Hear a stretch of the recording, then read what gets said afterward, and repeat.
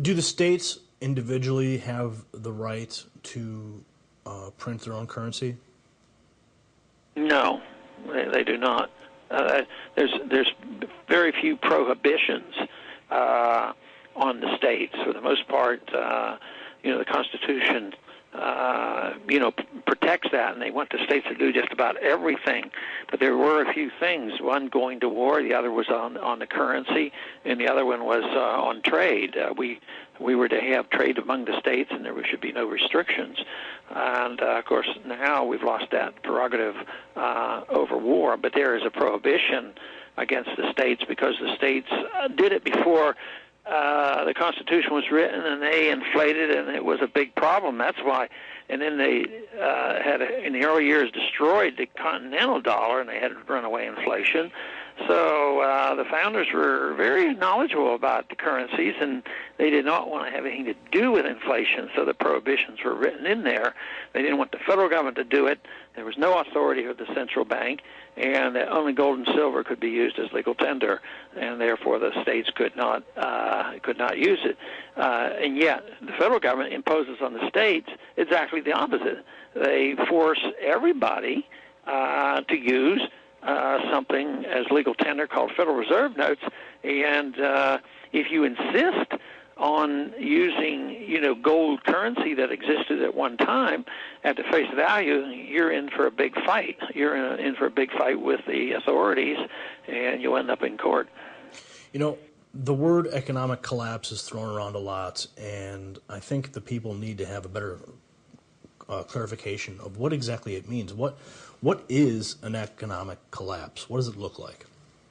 Well, there's a couple versions of it. We've seen the financial structure collapse, the lending agencies, the pyramiding of debt, and all the speculation, all the way up into these trillions and trillions of dollars worth of derivatives. Well, that's all over with. That was a house of cards, and it works fine when the value is going up. It's probably easy to look at it like the housing bubble. I mean, it used to be that people put money in the savings loan and somebody else borrowed the money and they built their house. But now, it became very complicated. There were no savings. The Fed created credit, and then there were guaranteed loans, and Fannie Mae would buy these, and then they would collateralize these, and they'd sell them, and it was on and on. Well, that system collapsed because it was built only on the fact as long as prices went up, it would work. So we are all witnessing that collapse. But the one that is likely to come, and the one that is much worse, is the collapse in the confidence of the currency itself.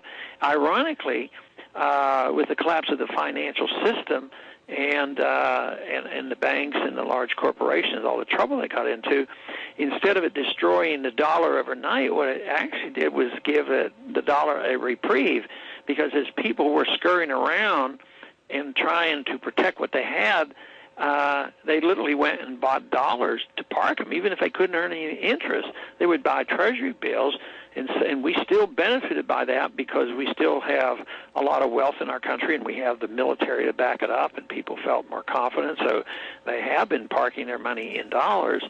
But you can't continue to double the money supply every year and run up $2 trillion worth of debt in a year and maintain confidence. So if the confidence is lost, which it will, then people will dump dollars. Now that is a financial calamity. That is really a financial panic, and that leads to real chaos, political chaos, and everything else. So, but at the rate we're going, we're working real hard in Washington to do exactly that, unfortunately. Now, in the event of an economic collapse, and you mentioned that states don't have the ability to print their own currencies, but there is an upsurge in local currencies, even private currencies like the Liberty Dollar or ALCS-approved silver rounds that are really they're gaining popularity. And do you think that economies that isolate themselves by using these local currencies will have a better chance of recovery? Well, I don't know whether you have to think about that in an isolated community. I think if you just take the whole country, if there's 10 or 15 or 20% of the people who on their own say that I can preserve wealth by holding something of real value, this is a lot different than printing their own money. But if you hold your money in something of real value that people will seek, like silver coins or gold coins, they're all going to do quite well, whether they're together or not. They'll learn to talk to each other. But just like right now, people are anticipating that there could be a shortage of ammunition for guns. And if there's a law that says you can't get it and nobody even wants to buy it because there's too many rules and regulations, and somebody has this, it could serve as money as well. Mm-hmm. It's something of real value that the people want that you can't get by just printing it. So I think that does happen. I think the best argument is to use government legal tender coins. You know, they talk about legal tender and all, but they get awfully confused in arguing the case against, you know, if you had an old-fashioned silver dollar, and if silver soars back up to $50 an ounce or something like that, and you start using it, you can say, well, just using government's, you know, legal tender. Mm-hmm. Of course, they're going to strongly object to it because it proves the failure of their system.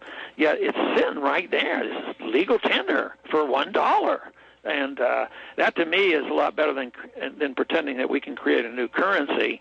But when chaos comes, things of real value will serve as money. And it could be anything. And after World War II, it turned out it was cigarettes, you know, for a while, anything that people really want. In our early years, but tobacco was used as money.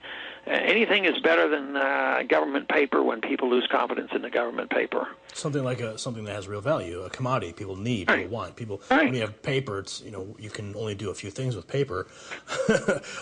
Yeah. So, and then the gold and silver has always proven to be the most convenient. Mm-hmm. So that's why Mises always argued that money, real money, has to come into existence through the market, something that everybody desired and understood and believed in, and it was recognizable, and you could divide it, and the characteristics. The whole notion that if we were starting a new community and two or three people got together and said, oh, we're going to be the money makers. We're going to print the money and everybody's going to use it. Well, everybody would laugh at them. What do you mean you're going to print the money and tell us what the money is? It would be a joke. Yet that's where we have ended up because we've destroyed the system that we had. And the reason it functions is because it once was linked to gold. You can't create a new currency out of thin air, but one that becomes totally fiat will operate until the people catch on.